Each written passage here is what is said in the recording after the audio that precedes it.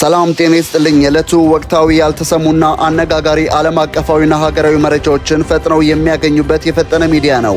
ዛሬው መረጃችን በመካከለኛው ምስራቅ የነደደውን እሳት ወደ ከፋ ደረጃ ተሸጋግሮ ኢራን በኩዌት የሚገኘውን የአሜሪካ ጦር ሰፈር በባላስቲክ ሚሳኤል መምታቷ ተሰምቷል። በጥቃቱ አሜሪካውያን የቆሰሉ ሲሆን ውድ የሆኑ የሪፐር ድሮኖችም ወድመዋል። ሌላ በኩል ደግሞ በሀገራችን በኢትዮጵያ የሚካሄደውን ብሔራዊ ምርጫ ተከትሎ የዩናይትድ ኪንግደም መንግስት አብዛኛውን የኢትዮጵያ ክፍሎች ቀይ ቀጠና በማድረግ አይቶ የማይታወቅ ጥብቅ የጉዞ እገዳ ጥሏል።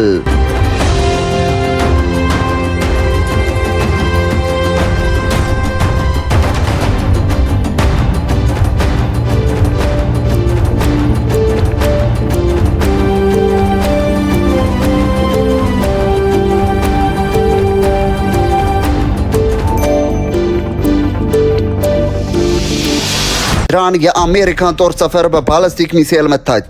ዓለም አቀፍ የዜና ተቋማት እንደዘገቡ ከሆነ ከኢራን የተተኮሱት ተወንጫፊ ባላስቲክ ሚሳኤሎች ዓላማቸውን ያደረጉት በኩዌት ምድር ላይ የሚገኘውንና የአሜሪካ ጦር ሰፈር ነው። ይህ ጥቃት እጅግ ስትራቴጂካዊ በሆኑ የአሜሪካ ወታደራዊ ንብረቶች ላይ ያነጣጠረ እንደነበር እየተነገረ ይገኛል። የታወቀውና የኢኮኖሚና የፖለቲካ መረጃ ምንጭ ብሉምበርግ የራሱን የውስጥ ምንጮች ዋቢ አድርጎ እንደዘገበው ጥቃቱ ምክንያት ቢያንስ 5 የአሜሪካ ወታደራዊ አባላት ወይም ዜጎች ላይ የተለያየ ደረጃ ያለው የመቁሰል አደጋ ደርሷል። ተጨማሪም ከሰው ኃይል ጉዳት ባሻገር የአሜሪካ ጦር እጅግ ውድና ዘመናዊ የሆኑ 2 MQ-9 ሪፐር ሰው አልባ ድሮኖች ክፉኛ እንደተመቱና ከጥቅም ውጭ መሆናቸውን ዘገባው ያመለክታል። ይህ መረጃ በብሉምበርግ በኩል በስፋት ቢዘገብም አንድ በኩል የፔንታገንና የኩዌት ባለስልጣናት ስለ ጥቃቱ ዝርዝር መረጃና ጉዳት መጠን ይፋዊ መግለጫዎችን በመስጠት ረገድ ጥንቃቄ የተሞላበት አካሄድ እየተከተሉ ይገኛሉ። ሌላ በኩል ከቴህራን ጥቃቱን አስመልክቶ ይፋዊ የኃላፊነት መውሰድ መግለጫ ወይም ደግሞ ማስተባበያ በይፋ እስኪወጣ ድረስ ጉዳዩ ከፍተኛ ጥንቃቄ የሚሻ ነው። ነገር ግን የብሉምበርግ ዘገባ ተአማኒ የሚያደርጉት ቀደም ሲል በአሜሪካና በኢራን መካከል የነበሩት ፍጥጫዎችና ኢራን ቀደም ሲልም በኢራቅና በአካባቢዋ በሚገኙ የአሜሪካ ይዞታዎች ላይ ተመሳሳይ እርምጃዎችን የመውሰድ ልምድ ስላላት ነው። ኩዌት በአሜሪካ ወታደራዊ ስምሪት ውስጥ ትልቅ ቦታ አላት። በተለይም እንደ ካምፕ አሪፍ ጃን እና አሊ አልሳሌም የአየር ሰፈር ያሉ ግዙፍ የአሜሪካ ጦር ሰፈሮች የሚገኙበት እዚሁ ኩዌት ውስጥ ነው። በመቶዎች የሚቆጠሩ የአሜሪካ ወታደሮች፣ የተዋጊ አውሮፕላኖችና የሰው አልባ ድሮኖች መከማቻ በመሆኗ ኢራን በአሜሪካ ላይ ያላትን ተቃውሞና ወታደራዊ ጡንቻ ለማሳየት ይህንን ቀጠና መምረጧ በወታደራዊ ተንታኞች ዘንድ ትልቅ መልእክት እንዳለው እየተነገረ ነው። ይህ ክስተት በቀጠናው ላይ ከፍተኛ ተጽዕኖ አለው።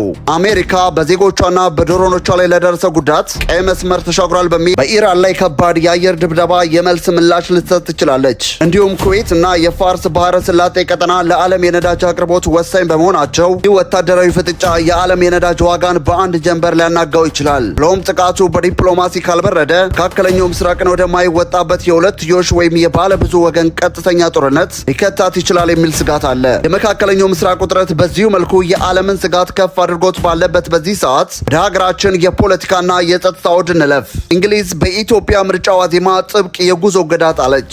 የፊታችን ሰኞ በኢትዮጵያ የሚካሄደውን ብሔራዊ ምርጫ ተከትሎ የዩናይትድ ኪንግደም የውጭ ጉዳይ ይፋዊ የደህንነት መመሪያ አውጥቷል። በዚህ መሰረት በምርጫው ዕለት በመላው ሀገሪቱ ከፍተኛ የጸጥታ ጥበቃና እንቅስቃሴዎችን የመገደብ እርምጃዎች እንደሚኖሩ እንግሊዝ ለዜጎቿ አሳውቃለች። ዕለቱ የመንግስት መስሪያ ቤቶችና ባንኮች ሙሉ በሙሉ ዝግ እንደሚሆኑ ተገልጿል። በምርጫ ጣቢያዎችና በዋና ዋና መንገዶች ላይ ጥብቅ የተሽከርካሪና የግል መታወቂያ ፍተሻዎችም ይኖራሉ። በመሆኑ ማንኛውም የእንግሊዝ ዜጋ ከቤት ሲወጣ ህጋዊ መታወቂያውን እንዲይዝ የጸጥታ አካላትን መመሪያ እንዲያከብርና በጉዞ ተጨማሪ ሰዓት መድቦ እንዲንቀሳቀስ አስገዳጅ መመሪያ ተላልፈዋል። የእንግሊዝ መንግስት ማሳሰቢያ ከምርጫው ዕለት አልፎ የኢትዮጵያን አጠቃላይ የጸጥታ ሁኔታ አሳሳቢነት ያሳየበት መንገድ ግንባር ቀደም መነጋገሪያ ሆኗል። ለንደን አብዛኛውን የሀገሪቱን ክፍሎች ለጉዞ እጅግ አደገኛ በማድረግ ፈርጃቸዋለች። የእንግሊዝ የውጭ ጉዳይ መስሪያ ቤት ያወጣውን ዝርዝር የጉዞ እገዳ የትግራይ፣ የአማራና የጋምቤላ ክልሎች ውስጥ ሙሉ በሙሉ የጉዞ ክልክላ ተጥሏል። ኢትዮጵያ ከሱዳን፣ ከደቡብ ሱዳን፣ ከኤርትራ፣ ከኬንያና ሶማሊያ ጋር በሚያዋስኗት የድንበር መስመሮች ላይ ከ10 እስከ 100 ኪሎ ሜትር ርቀት ውስጥ መግባት በጥብቅ ተከልክሏል። በክልል ውስጥ የሚገኙት ምዕራብና ምስራቅ ወለጋ፣ ቄለም ወለጋ፣ ሆሮ ጉሩ እንዲሁም የተለያዩ የሸዋ ዞኖች የጉዞ ማዕቀብ ከተጣለባቸው ቀዳሚ ቦታዎች ሆነዋል። ተጨማሪ በቤንሻንጉል ጉሙዝ፣ በሶማሊያ ክልል፣ በአፋርና በደቡብ ኢትዮጵያ በተወሰኑ ቀጠናዎች ላይ ተመሳሳይ ጥብቅ የደህንነት ክልከላ ተጥሏል። የእንግሊዝ መንግስት ያወጣው ይፋዊ የጉዞ ምክር ሀገሪቱ ያለውን የጸጥታ ስጋት ምን ያህል በከፍተኛ ትኩረት እየተከታተለ እየተከታተለው እንደሆነ ማሳያ ነው። በተለይም ከዋና ከተማዋ አዲስ አበባ ውጭ ባሉ አካባቢዎች ላይ የተቀመጠው የክልከላ ስፋት የለንደንን ስልታዊ ጥንቃቄ ያሳያል። የዩናይትድ ኪንግደም መንግስት በግልጽ እንዳስጠነቀቀው ይህንን የጉዞ እገዳ ጥሰው ወደ ተከለከሉት የክልል አካባቢዎች ለሚጓዙ ዜጎቹ አዲስ አበባ የሚገኘው የእንግሊዝ ኤምባሲ በአካል ተገኝቶ ምንም አይነት የነፍስ አድን እርዳታ ሊያደርግላቸው አይችልም። ይህ ማለት ሁኔታዎች ቢባባሱ የኤምባሲው የደህንነት ክንፍ አዲስ አበባ ውጭ የመንቀሳቀስ አቅሙ የተገደበ መሆኑን በይፋ ማመኑን ያሳያል። ይሁን እንጂ ዜጎች ድንገተኛ ስርዓት ወይም አስቸኳይ የመንግስት እርዳታ ከፈለጉ